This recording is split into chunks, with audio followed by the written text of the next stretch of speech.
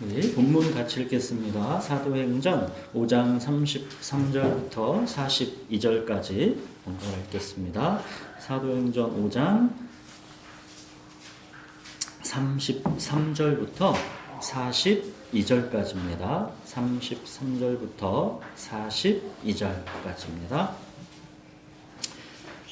그들이 듣고 크게 노하여 사도들을 업시하고자 할세 바리새인 가나니엘은 이것부터로 모든 백성에게 존경을 받는 자라.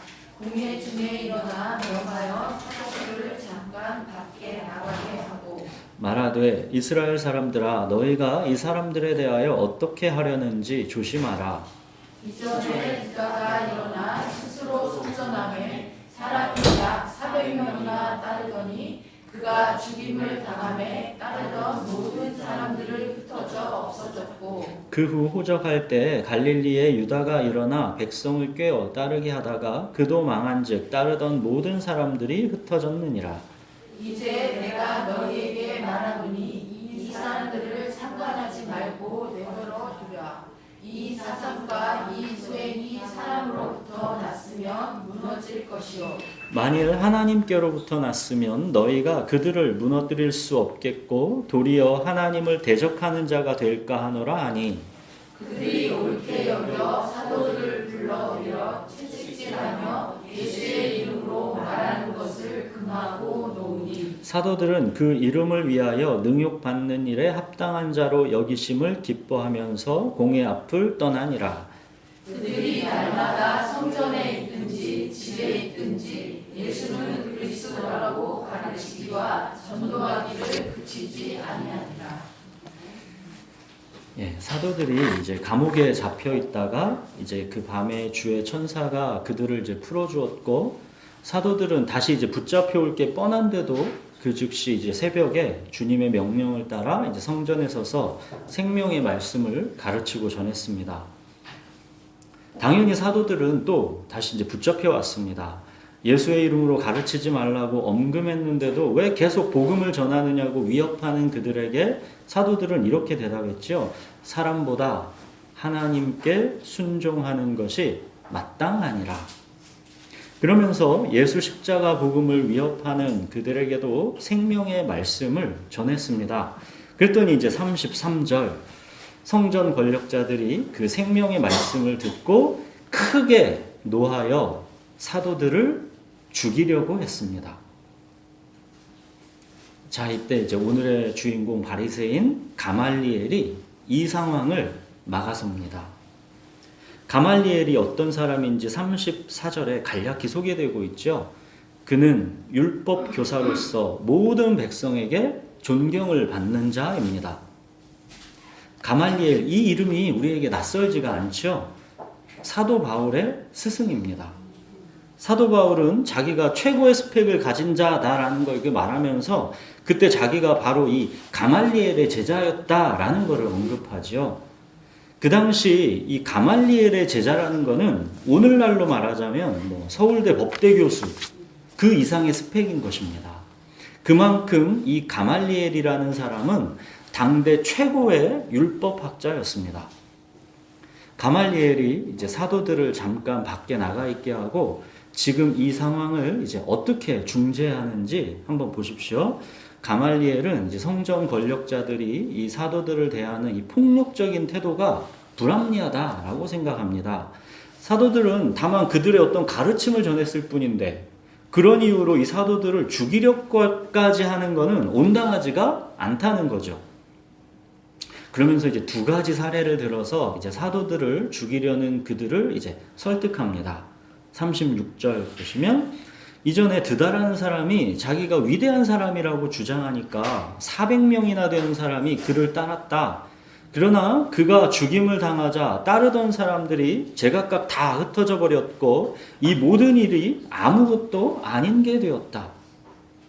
또 37절 유다라는 갈릴리 사람이 백성들을 선동하여 많은 패거리들을 이끌고 다닌 적도 있었지만 그가 죽임을 당하자 마찬가지로 그를 따르던 자들도 다 흩어져 버렸다.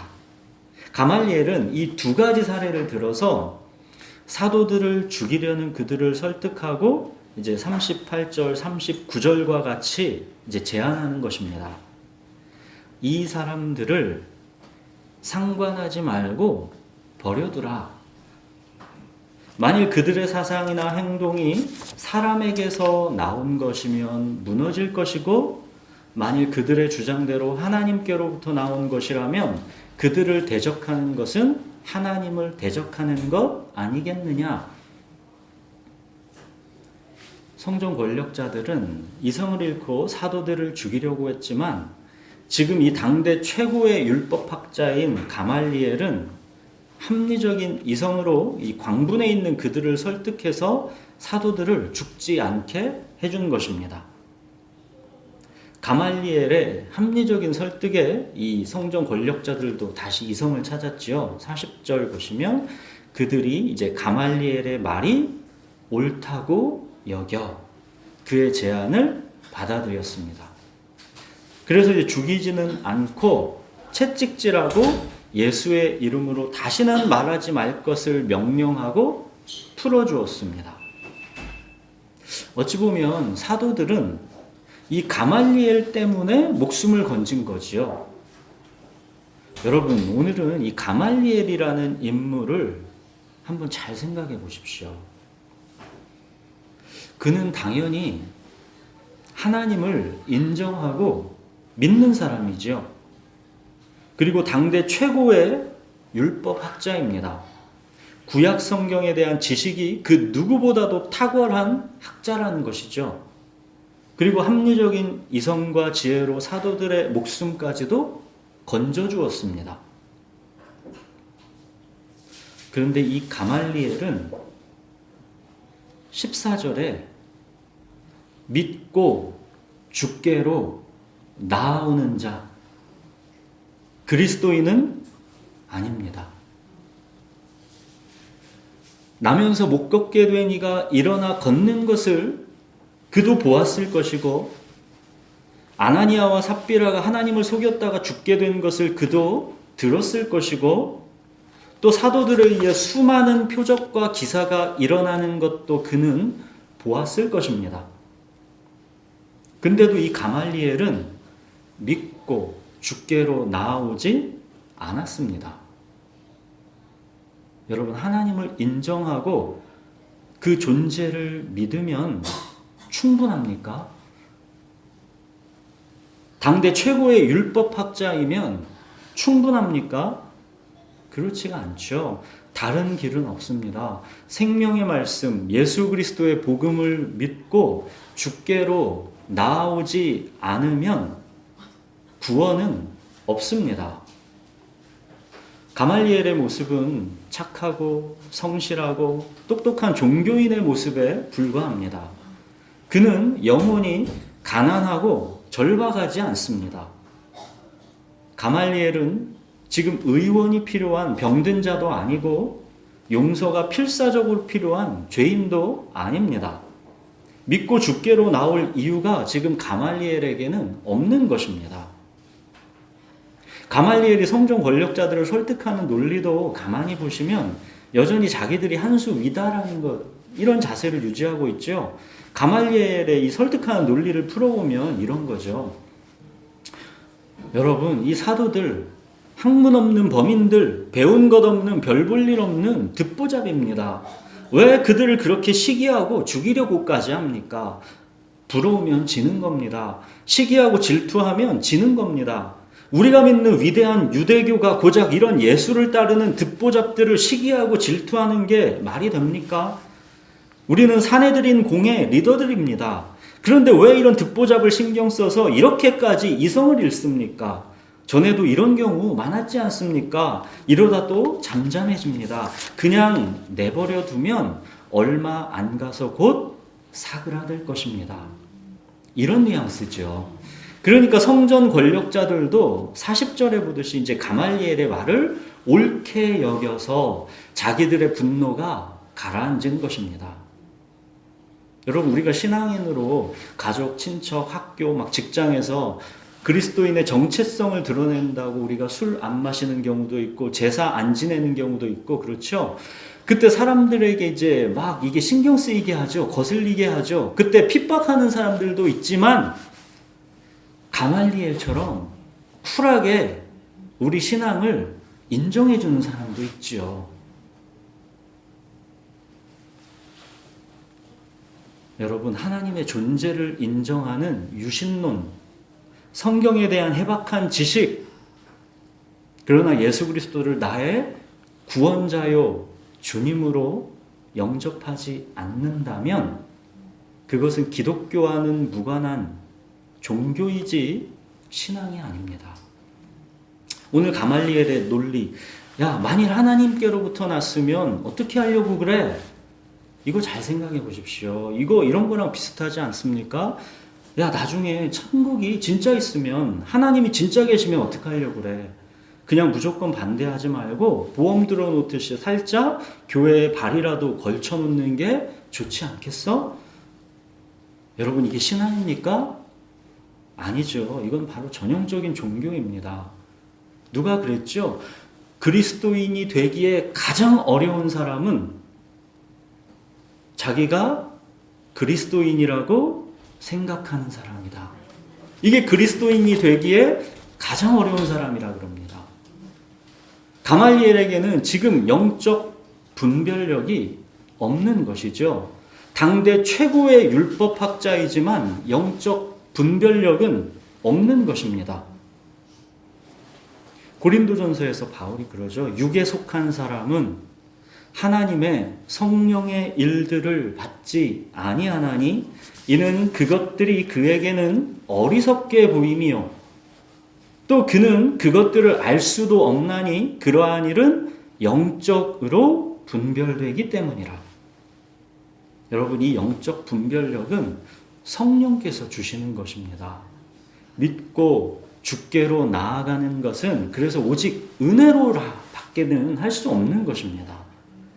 당대 최고의 율법학자인 가말리엘도 자기 지식으로 안 되었는데 우리가 어떻게 지식으로 하나님의 성령의 일들을 분별하겠습니까? 우리는 가말리엘에게서 종교가 가장 존경받는 모습, 사람들에게 인정받는 모습의 최대치를 어찌 보면 보고 있는 것입니다. 종교의 최대치. 거기에서도 영적 분별력은 없다는 것입니다. 믿고 주께로 나오지 못한다는 것입니다. 자, 그렇다면 종교의 최대치로 대표되는 이 가말리엘과 달리 이제 이와 대조적으로 신앙을 대표하는 사도들은 그럼 어떤 모습인지 한번 보십시오. 41절 보시면 사도들은 그 이름을 위하여 능욕받는 일에 합당한 자로 여기심을 기뻐하면서 공회 앞을 떠나니라. 그 밤에 기적으로 풀려나서 또 잡혀와서 이제 고초당할 게 뻔한 줄 알면서도 새벽에 즉시 주님께 순종해서 나아갔습니다. 당연히 또 잡혔고 이번엔 죽을 뻔했습니다. 근데 간신히 가말리엘의 중재로 목숨은 건지고 채찍만 맞고 풀려났습니다. 근데 사도들은 풀려났다고, 목숨 건졌다고 그걸로 기뻐한 게 아니라죠. 그들이 기뻐한 이유를 보십시오. 예수 그 이름을 위하여 능욕받는 일에 합당한 자로 여기심을 받은 것. 이게 그들의 기쁨의 이유였습니다. 고난받을 자격을 갖췄다는 것. 주님께서 고난받을 자격을 인정해 주셨다는 것. 이게 그렇게 기뻤답니다. 사도들은 예수님을 따르는 일은 예수님께서 이미 말씀하신 대로 고난이 당연히 따라온다는 것을 이미 알고 있습니다. 예수님은 이미 당신을 따라온다는 것은 자기를 부인하고 십자가를 지는 일이다 라고 말씀하셨고 남이 내게 띠띠우고 원하지 아니하는 곳으로 데려가는 삶이다라는 것을 분명히 하셨습니다. 사도들은 그러니까 당연히 고난을 예상하고 있고 그들에게는 고난이 없으면 그게 오히려 내가 지금 예수님을 제대로 따르고 있는 것인가 그걸 질문해 봐야 되는 것이다 라고 생각하는 사람들인 것이죠. 근데 이렇게 예수 그 이름 때문에 고난이 있는 것을 보니까 우리가 정말 예수를 제대로 따르고 있는 중이구나, 이걸 확인하면서 그게 기쁨의 이유였다는 것입니다. 예수님은 당신을 위하여 고난받을 자격을 아무에게나 허락하시는 것이 아닌데 그 고난받을 자격을 주셨다는 거에 사도들이 지금 기뻐하는 것입니다. 여러분, 지금 이 사도들이 누굽니까? 이 사도들. 예수님이 밤을 새워 기도하셔서 택하신 자들입니다. 3년 반을 그들과 함께 지내면서 가장 깊고 친밀한 관계를 맺어주신 자들입니다. 사랑하시되 끝까지 사랑하신 자기 사람들입니다. 예수 이름을 위하여 고난받을 자격은 이렇듯 예수님의 자기 사람들에게 주어지는 특권입니다. 여러분, 우리들이 많은 경우 예수님을 따른다 하면서도 고난이 오면 오히려 이 길이 맞는가 의심하는 경우가 있죠. 하나님이 나와 함께 하신다면 왜 이 길에 고난이 있는가 낙심하는 경우가 있죠. 명하신 대로 그 즉시 새벽에 성전에 가서 생명의 말씀을 전했는데 왜 또다시 금방 붙잡히고 왜 죽을 고비에 우리가 닥치게 되는가? 하나님은 왜 위험한 상황을 피하게 해주시지 않는가? 명하신 그 길을 가기 위해서 만사형통은 아니어도 최소한 육체의 고통과 문제들은 기도하는 대로 들어주셔야 하는 거 아닌가? 이렇게 하나님의 주권과 하나님의 선하심을 의심하기도 한다는 것입니다. 그러나 여러분, 사도들을 보십시오. 예수 이름을 위하여 능욕받는 일에 합당한 자로 여기심을 받은 것, 이것이 너무 영광스럽고 그들에게는 기뻤습니다. 이것이 순종의 기쁨, 순종의 패션, 고난의 열정이지요. 순종의 패션, 이게 바로 구약에서 약속하신 새 언약의 성취입니다. 예레미야가 예언했던 새 언약이 뭡니까? 내가 나의 법을 그들의 속에 두며 그들의 마음에 기록하여 나는 그들의 하나님이 되고 그들은 내 백성이 될 것이다. 너희는 내 백성이 되고 나는 너희의 하나님이 되리라. 원래부터 그들은 하나님 백성이고 하나님 원래부터 그들의 하나님입니다. 근데 이게 결국 뭡니까? 그 관계의 회복, 즉 죽어있던 순종의 패션이 살아나는 것을 말하는 것입니다. 예수님의 십자가 보혈로 자기를 고집하고 주장하는 굳은 마음을 제거하시고 새 영, 새 마음, 부드러운 마음을 우리 속에 창조하셨기 때문에 우리에게 이 순종의 패션이 살아나는 것입니다.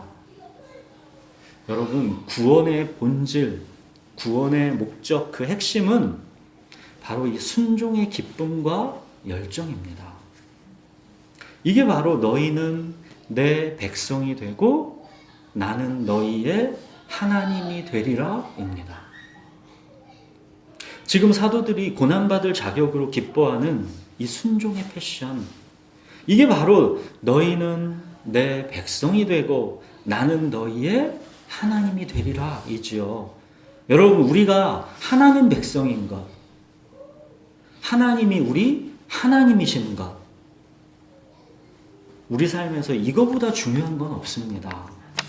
이것이 구원이고 이것이 구원의 기쁨, 영광입니다.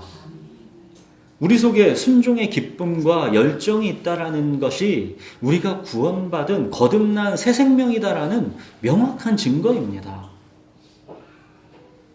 여러분, 정말로 사랑하는 관계 속에서는 순종보다 더한 기쁨은 없는 것입니다. 주님을 사랑해서 주님께서 명하신 것을 행하는 것, 이거보다 영광스럽고 기쁜 일은 없는 것입니다. 우리가 주님께 표현할 수 있는 최고의 사랑은 순종입니다. 이 사도들을 보십시오. 예수 이름으로 말하는 것을 금하라고 이렇게 명령을 받았고 온몸이 만신창이가 되는 채찍에 맞고 이제 풀려나서 이제 간신히 목숨 건졌습니다. 그들 죽을 뻔한 건데 간신히 목숨 건졌습니다. 그들은 그 다음에 어떤 행동을 하고 있습니까? 42절 보십시오. 그들이 날마다 성전에 있든지 집에 있든지 예수는 그리스도라고 가르치기와 전도하기를 그치지 아니하니라. 엄하게 명령받았죠. 너 또 그럼 니네 진짜 죽어. 근데 사도들은 그런 거가 하나 개의치를 않고 있죠. 사도들의 이 순종의 기쁨과 열정, 어떤 고난에서도 주저함이 없는 이 순종의 패션, 이게 대체 어디서 생겨난 것입니까? 여러분, 이게 바로 구원이고 영원한 생명입니다. 이게 바로 성령이 우리 안에서 일으키시는 역사입니다. 그런즉 이제는 내가 사는 것 아니요 오직 내 안에 그리스도께서 사시는 것이라. 예수의 생명이 내 안에 있는 것입니다. 예수의 생명이 내 안에 있다는 것은 예수님의 믿음이 내 믿음으로 연합된다라는 뜻입니다. 아버지 하나님의 뜻에 죽기까지 순종하면서 끝까지 아버지 하나님을 믿으셨던 그 예수님의 믿음, 그 예수님의 믿음이 내 믿음이 되는 것입니다. 나의 하나님, 나의 하나님, 어찌하여 나를 버리셨나이까? 이 순간에서도 내 영혼을 아버지의 손에 부탁하나이다. 이걸로 이어지는 것이 예수님의 아버지 하나님을 향한 믿음이었죠. 이게 예수님의 믿음입니다. 사랑하는 여러분, 예수님의 믿음까지로 내 믿음이 자라나기를 사모하십시오. 육체에 그치지 않는 고통 가운데서도, 삶에 이해할 수 없는 고난 가운데서도 여전히 주는 나의 목자신이 내게 부족함이 없도다. 주의 선하심과 인자하심이 내 평생 동안 나를 따르고 있습니다. 이렇게 고백하는 믿음. 고통과 고난 가운데서도 크고 놀라운 하나님의 이 사랑과 은혜를 볼 수 있는 믿음을 사모하십시오. 사랑하는 여러분, 믿음의 심장, 믿음의 핵은 순종의 기쁨, 순종의 열정입니다. 이 순종이 바로 최고의 사랑입니다. 어떤 고통도, 어떤 이해할 수 없는 고난도 아무것도 이 불을 끄지 못합니다. 아가서에서 너는 나를 도장같이 마음에 품고 도장같이 팔에 두라. 사랑은 죽음같이 강하고 질투는 수올같이 잔인하며 불길같이 일어나니 그 기세가 여호와의 불과 같으니라. 많은 물도 이 사랑을 끄지 못하겠고 홍수라도 삼키지 못하나니 사람이 그의 온 가산을 다 주고 사랑과 바꾸려 할지라도 오히려 멸시를 받으리라. 그 무엇으로도 끌 수 없는 주님을 향한 불꽃 같은 사랑, 이게 지금 이 사도들의 순종의 패션이지요. 여러분, 이렇게 신앙은 예수 이름을 위하여 능욕받는 일에 합당한 자로 여기심을 기뻐하는 것까지 나아가는 것입니다. 베드로가 그러죠. 이를 위하여 너희가 부르심을 받았나니 그리스도도 너희를 위하여 고난을 받으사 너희에게 본을 끼쳐 그 자취를 따라오게 하려 하셨느니라. 보십시오. 베드로가 우리의 부르심을 어떻게 말하고 있습니까? 예수님이 보이신 고난의 삶의 본, 그 고난의 자취를 따라오라 하시는 것, 이게 부르심이라는 것입니다. 여러분 42절 이어서 보십시오. 이제 사도들이 고난과 죽음을 주저하지 않고 날마다 어디에 있든 가르치기와 전하기를 그치지 아니한 것이 무엇이라 합니까? 예수는 그리스도. 예수는 그리스도. 이 한 절이 사도들의 모든 것을 완벽하게 다 설명해 주는 것입니다. 예수는 그리스도. 모든 것은 이 한 구절 앞에 잠잠해지는 것입니다. 예수님은 그냥 어떤 위대한 스승이 아니라 예수님은 하나님의 아들, 하나님이 보내신 그리스도, 즉 나의 구원자, 나의 주님이시다라는 것입니다. 예수는 그리스도. 이 복음 앞에 종교는 합당하지 않습니다. 당대 최고의 율법학자인 가말리엘이어도 합당하지 않습니다. 하나님의 아들이신 예수께서 나를 위해 죽으셨고 다시 살아나셔서 나의 주님이 되셨습니다. 그분은 하늘과 땅의 모든 권세를 가지신 영원하신 왕이십니다. 예수는 그리스도. 이 복음 앞에 합당한 반응은 오직 회개하고 이 복음을 믿고 주께로 나아오는 순종뿐입니다. 가말리엘이 했어야 하는 것은 합리적 이성으로 이 사람들을 상관하지 말고 버려두라 이렇게 쿨하게 말하는 게 아니라 예수는 그리스도, 이 복음 앞에 회개하고 믿고 주께로 나아오는 순종, 이게 가말리엘이 복음 앞에 했어야 하는 합당한 반응입니다. 여러분, 하나님을 인정하고 기독교 교리를 이해하는 것과 예수 그리스도를 나의 구원자여 주님으로 영접하는 것은 전혀 다른 것입니다. 예수는 그리스도, 이 복음에 합당한 반응은 회개하고 돌이켜 죄사함을 받는 것, 믿고 주께로 나아오는 순종, 오직 이것뿐입니다. 여러분, 우리는 사도행전 5장에서 종교의 여러 모습을 보았습니다. 이 5장에서 우리가 어떤 모습 보았습니까? 하나님을 속였던 아나니아와 삽비라를 보았고, 또 믿는 자들을 칭송은 하지만 핍박이 두려워서 믿고 주께로 나오지 않는 사람들을 보았고, 또 마음에 시기가 가득해서 적극적으로 믿는 자들을 핍박하는 사람들을 보았고, 마지막으로 최고로 존경받는 종교의 최대치 가말리엘까지 보았습니다. 여러분, 이 사람들은 다 하나같이 하나님을 인정하고 믿는 유신론자들, 종교인들이었다라는 것을 기억하십시오. 사랑하는 여러분, 다만 하나님을 인정하고 교리를 이해한다고 그게 신앙이 아닙니다.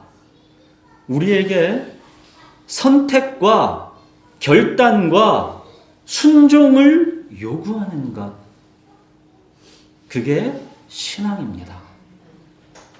우리 안에서 이 순종의 기쁨과 열정이 새롭게 태어난 것, 이게 거듭남이고 영원한 생명이고, 이게 바로 종교가 아닌 신앙입니다. 이 신앙에서 새롭게 자라나고 있는 이 순종의 패션은 고난 앞에서도 주저하지 않고 오히려 고난받을 자격으로 인해 기뻐합니다. 여러분, 다만 하나님 인정하고 교리를 이해하는 것은 종교일 뿐인 것이고, 예수는 그리스도, 이 복음 앞에서 우리의 삶을 선택하고 결단하고 순종하는 것이 신앙입니다. 그리고 여러분, 믿고 주께로 나아오는 이 신앙의 길은 고난이 뻔히 예상되는 길입니다. 예수님께서 당신이 본을 보이신 고난의 자취를 따라오라 하신 길이기 때문입니다. 고생이 뻔한 길, 고난이 불을 보듯 훤한 길. 그런데도 주님께서 우리를 보내시는 길이 있습니다. 우리가 믿고 순종해서 그 길을 가면 기적적으로 고생이 없나요? 고난을 피하게 됩니까? 아픈 족족 기도하면 다 낫습니까? 물론 하나님께서 그런 경우로 우리에게 응답해 주실 때도 있을 수 있지만 많은 경우는 예상한 그대로 고생과 고난이 있습니다. 다음 주에 있을 2박 3일 이 키즈 캠프만 해도 우리가 하나님의 은혜와 축복을 소원하면서 기도하지만 이 폭염 속에서 결코 젊지 않은 전도사님이 아이들과 하루 종일 뒹굴고 불편한 잠자리에서 잠을 이제 거의 제대로 못 잘 것이고 연약한 몸으로 이제 육체는 심히 고생할 게 뻔할 겁니다. 고생과 고난이 뻔해도 아이들에게 있을 하나님의 은혜와 축복을 소원하고 기대하기 때문에 우리가 그 길을 가는 거 아니겠습니까? 그러다가 막상 정말로 예상한 대로 육체가 심히 고생하는 지경이 와도 몸은 끙끙 앓으면서도 그때 이제 고난받을 자격으로 기뻐하는 것이죠. 오늘 사도들의 이 상황이랑은 감히 비교할 수가 없지만 이렇듯 작든 크든 우리에게는 고생과 고난이 뻔히 예상되는데도 불구하고 그 길을 선택해서 나아가야 하는 순간들이 있다는 것입니다. 여러분, 우리가 주님을 믿고 순종한다는 것은 고난 이상의 압도하는 그 무엇이 있는 것이죠. 그 무엇으로도 끌 수 없는 주님을 향한 사랑. 이것이 부족하고 연약하지만 우리가 이 길을 선택하고 결단하고 순종하게 하는 것이죠. 여러분, 고생과 고난이 뻔히 예상되는 길. 그러나 예수 그 이름 때문에 가야 하는 길. 이때 담대하게 그 길로 가십시오. 그 길에서 고생과 고난을 면하게 해주시면 감사하시고 고생과 고난을 예상한 대로 정말로 겪게 될 때는 고난받을 자격 주심에 기뻐하십시오. 여러분, 세상 누가 이 고난 자체를 기뻐하겠습니까? 고난 자체를 기뻐하는 사람은 없죠. 그 길이 사랑하는 주님께 순종하는 길에서 따라오는 것이기 때문에 그래서 기뻐하는 것이죠. 여러분, 지금 이곳, 이 세상이 영원한 천국이라면 하나님은 사랑하는 우리에게 고난을 허락하지 않으셨을 것입니다. 여러분, 기독교의 핵심은 지금 이 세상이 영원한 천국이 아니라 장망성, 철로역정에서 나오는 말이죠. 장망성, 장차 멸망하게 될 도성. 지금 우리가 살아간 이 땅의 이 세상의 정체성이 장망성, 장차 멸망하게 될 도성이라는 것입니다. 이게 기독교의 핵심입니다. 여러분, 이 세상은 나아지지 않습니다. 좋아지지 않습니다. 앞으로 날이 갈수록 이 세상은 좋아지는 길로 결코 가지 않습니다. 그럼 기독교가 진리가 아니에요. 기독교는 이 세상을 장망성이라고 그래요. 장차 멸망하게 될 도성. 이게 기독교에서 이 세상, 이 땅을 바라보는 관점입니다. 물론 우리는 지금 이 땅에서의 시간도 소중하게 하나님 나라의 실현을 위해 애쓰는 것이죠. 이 땅, 이 시간도 우리가 소중히 여기는 것이죠. 하지만 이 세상이 장망성, 장차 멸망하게 될 도성이라는 본질에는 변함이 없습니다. 우리는 이미 이 장망성에서 빠져나온 하늘의 시민권이 있는 천국 백성이지요. 천국 백성으로 장차 멸망하게 될 도성, 이 땅에서 지금 우리는 외국인이요 나그네인 것으로 사는 것입니다. 우리에게는 주님 계신 영원한 본향이 기다리고 있는 것입니다. 여러분, 그러기 때문에 고난받을 자격이 기쁨이 되는 것입니다. 여러분, 그리고 이제 마지막으로 우리가 함께 조심하게 이제 또 생각해야 되는 거는, 이 고난받을 자격으로 기뻐하는 거를 나에게 적용하면 은혜가 되는 것이지만, 이걸 다른 사람에게 적용하면 그때는 판단과 정죄와 강압이 되는 것입니다. 이거 얼마나 무시무시해요. 고난받을 자격을 이걸 나한테 적용하지 않고, 야, 기독교는 그런 거잖아, 그러면서 형제 자매를 보고 이 고난받을 자격이 기독교의 그리스도인의 자격인 것처럼 그걸 적용하면 이 교회보다 무시무시한 공간은 없게 되는 것이죠. 우리가 계속 종교와 신앙을 말하는데 이거를 나 자신을 바라보고 분별하는 데 적용해야지, 다른 사람과 다른 교회를 판단하는 데 적용하면 그건 또 다른 바리새인이 되는 것입니다. 이건 정말 우리가 주의해야 하는 것입니다. 자, 사랑하는 여러분, 예수는 그리스도, 이 복음 앞에 종교는 합당하지 않습니다. 당대 최고의 존경받는 율법학자인 가말리엘이어도 합당하지 않습니다. 예수는 그리스도, 예수님이 나의 구원자요 나의 주님이신 이 복음 앞에는 믿고 순종하여 나오는 것, 오직 순종만이 나를 위해서 죽으시고 부활하신 예수 그리스도, 이 복음 앞에서의 합당한 반응입니다. 말씀을 이제 마치면서 아이작 와치라는 분의 시 한 구절 읽어드리고 마치겠습니다. 너무나 놀라운 하나님의 사랑, 내 영혼과 생명, 내 모든 것을 요구합니다. 네, 기도하겠습니다.